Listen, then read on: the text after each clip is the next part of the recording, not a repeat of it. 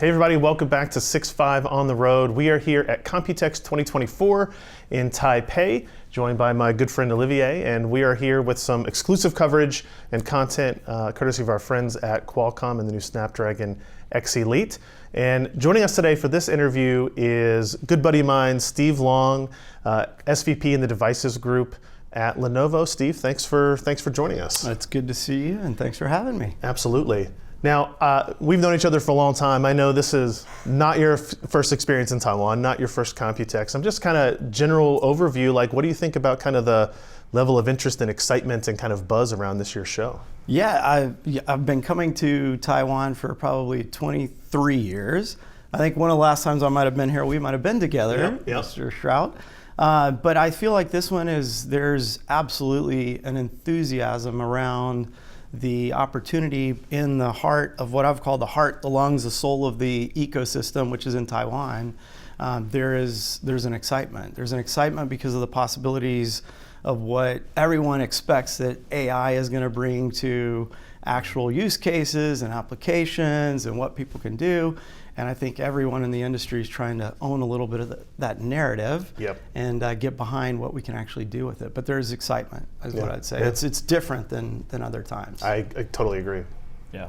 So in the last year, tell us about the journey of the developments and of the Snapdragon X Elite platform, what that's been like, and also what made you want to be part of that journey and make that happen? Yeah, it's a good question. So I'm relatively new to Lenovo. I'm about 90 days into this new job. But not new to the client PC world. Definitely not new to the client PC world. After a long time at another silicon provider out there, I was at Intel for a long time. Joining, so the journey that Lenovo's had with Qualcomm it's not a year-old journey. It's not new. It's been 3+ years of deep collaboration. You can even go before that with some of the phone businesses, right? Lenovo's uniquely positions from pocket to cloud, and so some of the relationships been decade plus in existence. But more on the PC side, for the last 3+ years, there's been a lot of co-engineering and co-development because, as we know, app compatibility is a big deal. And Lenovo being the ThinkPad, being the 30-year-old tried and true brand in the commercial space, Qualcomm and Lenovo have partnered on trying to drive app compatibility in the commercial segment. So it started 3+ years ago. We've been on a journey. But in the last year, we've gotten extra excited because our friends at Microsoft have obviously jumped behind and done a lot of collaboration and co-engineering development. We dedicated a team here based out of Taiwan to do some of the X Elite design work, and we're excited now to have both consumer and commercial products that are announced and soon to be in market. You know, I want to touch on the consumer and commercial side, right? Because Lenovo is very well known for commercial products, the ThinkPad brand, but also Yoga coming out. How do you view those product lines kind of integrating the AI part of the AI PC differently from one another, or will it be kind of even across them? Like, what's kind of the differentiation in Lenovo's mind about how you use that feature? Well, I think everyone in the industry still is defining exactly what an AI PC is. There's different definitions of what an AI PC is. We even at Lenovo, we probably have, I would say, today is the highest standard of what we would quantify or classify as an AI PC standard, right? You have to have a certain amount of TOPS on the platform TOPS on the system. We think there needs to be an AI agent. We think there needs to be localized language models on the device. So defining AI has been a little like, okay, there's a little of that we need to get into. Sure. I think with the hype of all this happens, like there will be a convergence in definitions, I think, in the next couple of years. And I'm trying to get our teams to communicate around what AI devices can actually do for users, whether it's in commercial or consumer. And I think of it in, there's going to be personalization, there's going to be productivity, and there's going to be more protection and privacy. As much as that can be a little controversial or edgy on that, I think that will be the case. And so for differences between consumer and commercial, I think you're going to continue to see the commercial devices anchor on the trust and the commercial, the protected side of this. More the security side. More the security side will be important. The reliability, the manageability pieces, and making sure that all of those can happen in a safe, secure manner. I think that's going to probably be the defining moment for commercial. I think consumer, my take is, and this is all opinions at this point, but I think there's going to be excitement of playing with a digital agent or a digital assistant, I should say, and what does that do for me? Can that make my planning of my life easier? I think there's going to be some applications like voice interaction and real-time translation that could be useful, like when we travel. How many times have you been here in Taiwan trying to catch a cab? Yes. And had a problem, a challenge, Yep. and so there could be applications like that that could be very useful in consumer. And I think productivity will be a little of both. Can it make your life easier on the consumer side? For the productivity side on the commercial space, I think we're really excited about some of the applications, and I think that's where we'll differentiate. Yeah.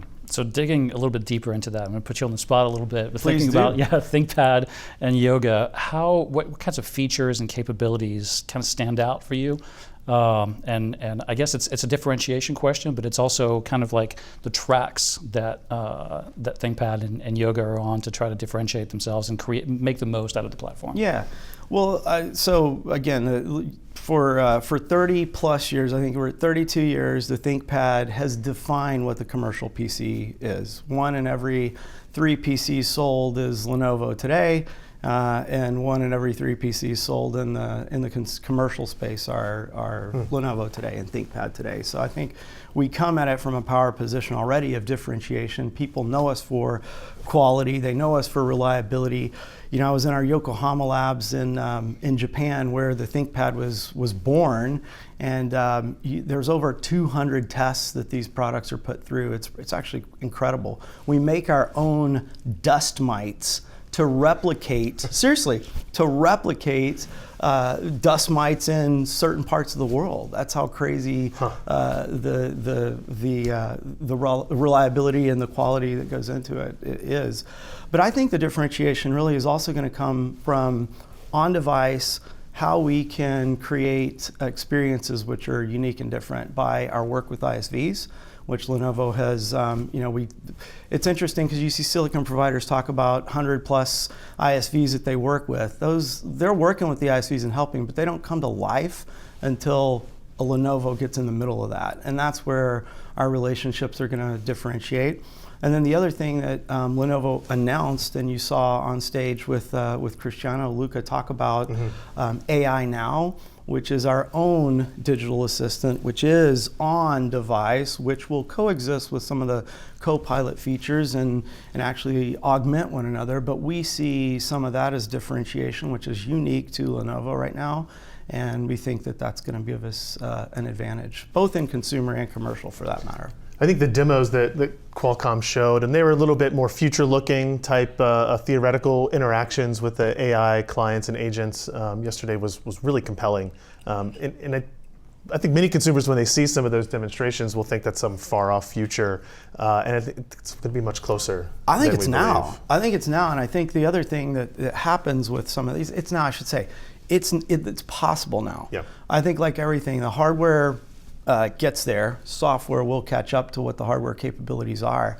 And if I had one message to all folks looking at considerations, future-proof yourself right now, right, for what's coming. I'm dealing with some customers who are dealing with workloads that were created with like Teams or Zoom capabilities that started probably when we were all locked down in 2020 and started to consume things that you didn't plan for in your devices that usually have a longevity of 3. Some people are extending life of these products. It's like if you're planning right now for AI workload things and things that you know are coming, you need to get ahead of it now, because I think we're on the age of a revolution. The other thing I wanted to ask, I'm kind of interested, Lenovo's always been very good at platform innovation, materials innovation, super thin and light, new screen designs, foldables, things like that. Do you see, is there any attachment to how the AI PC platform is going to enable changes like that? Is it just kind of complementary to it? Is it going to drive some of these form factor or innovations? I think it will. Actually, to your point, the X1 Fold, we've pioneered now. We're on our second generations of X1 Fold, and these are foldable devices and screens that now can fit into different ways and jigger in ways that we didn't think they could. And we're very proud of those innovations. We're going to continue to push forward on that. And I think what AI capabilities on device, as these things get smaller and more compact, we can now make them fit into spots that we didn't think could be things that were smart with PC-like capabilities or smart capabilities. And imagine like voice interaction with things. I start to see, well, what's the definition of a PC? It's why we call ourselves the intelligent devices group. That's literally, we were joking before we started filming, like intelligent devices. We're devices, the devices group. And a device can be anything. And with a smart device now, one of the things that I have in my portfolio of businesses is what we called at our prior company the Internet of Things, but OEM business and Internet of Things. So I see screens that we can speak to. I see PCs that fit into terminals that we could voice interact with, that have capabilities that we haven't dreamed up yet. Very cool. Yeah. So speaking of that, like I want to circle back a little bit about something you just talked about a minute ago, which is how you guys are augmenting on the vision of Microsoft and the Copilot Plus PCs, and where you take things from there.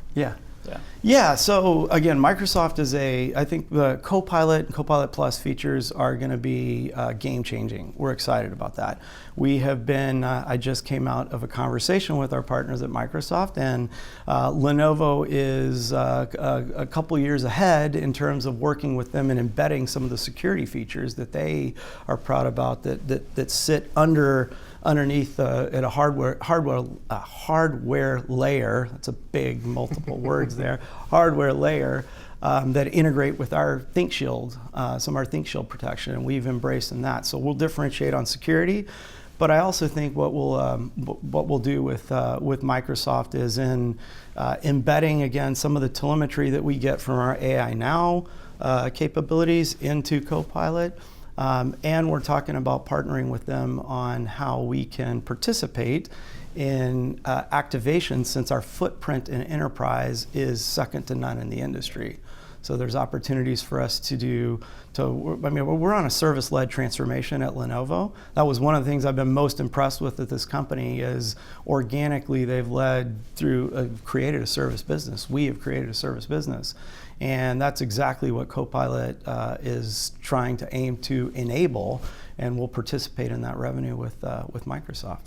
It's definitely an exciting time. I don't remember there being this much kind of interest in the PC in, I don't know, a decade, something like that. Well, it's been a long time. COVID, there was some excitement, but for other reasons. You just needed to get one at that point. Now how's it changing? How's it going to be, really changing our lives and innovating throughout? So I think you're right. I think we're all. That's why back to your very first question, right? I think it's different, right? Computex is different. The buzz is different. People see the capabilities coming. There's still it's noisy on exactly what you're going to do with it. Proof is in the user experience. That's on us to translate. But the hardware is out there.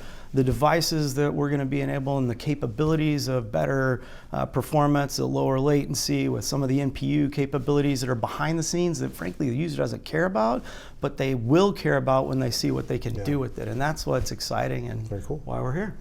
Well, thanks, Steve, for coming out and joining us and sitting and talking with us. Really appreciate it. Yeah. And for all of you, thanks for joining us. This is 6.5 on the road for Olivier and myself. We've got lots more conversations that are happening this week. You can follow us on social media and on YouTube, and we'll see you in the next one. Thanks.